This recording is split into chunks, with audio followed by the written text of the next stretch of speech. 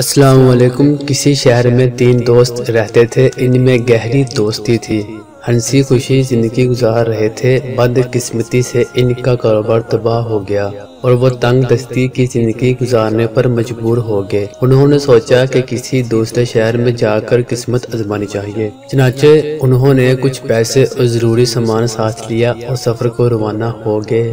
چلتے چلتے وہ ایک شہر کے قریب پہنچے۔ دن بھر کی مسافت نے انہیں تھکا دیا تھا۔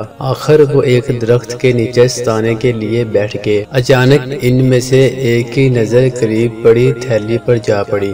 اس نے دوڑ کر تھیلی کو اٹھا لیا۔ جب اسے کھول کر دیکھا تو وہ تینوں خوشی کے مارے اچھل پڑے۔ وہ تھیلی سونے کے سکوں سے بھری ہوئی تھی۔ انہوں نے فیصلہ کیا کہ اس رقم کو 3 برابر حصوں میں بانٹ لیں گے۔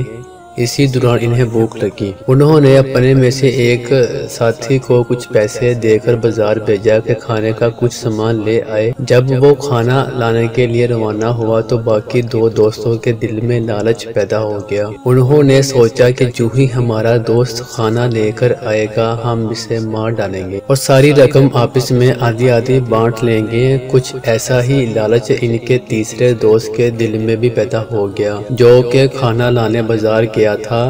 وہ سوچ رہا تھا کہ تیسرے حصے کی تھوڑی سی رقم سے میرا کیا بنے گا، کیوں نہ میں کھانے میں زہر ملا دوں اور پوری کی پوری رقم کا میں اکیلا مالک بن جاؤں گا۔ مگر فوراً ہی یہ خیال اس کے دل و دماغ سے غائب ہو گیا۔ اس نے سوچا کہ زہر ملا کھانا کھانے سے میرے دونوں دوست مر جائیں گے، رقم تو میرے ہاتھ لگ جائے گی مگر دونوں کا قتل میرے سر ہو جائے گا۔ پولیس مجھے نہیں چھوڑے گی اور مجھے جیل کی سزا ہو جائے گی اور پھر مجھے پھانسی پر لٹکا دیا جائے گا۔ اس نے لالچ کو اپنے دل سے جھڑک دیا۔ ادھر دونوں دوستوں کے دل میں بھی یہی خیال آیا کہ ہم رقم کے لالچ میں اسے قتل تو کر دیں گے مگر اس جرم میں ہمیں سزائے موت ہو جائے گی اور یہ رقم بھی ہمارے کس کام کی نہیں رہے گی۔ یہ سوچ کر انہوں نے فوراً قتل کا منصوبہ اپنے دل سے نکال دیا۔ تیسرا دوست کھانے لے کر پہنچا۔ تینوں دوست کھانے پر ٹوٹ پڑے۔ کھانا کھا کے خدا کا شکر ادا کیا اور اس بات کا بھی شکر ادا کیا کہ وہ لالچ جیسی بری بلا سے بچ گئے۔ آخر میں تینوں نے تھیلی سے رقم نکالی، پہلے ساری رقم گنی، پھر اسے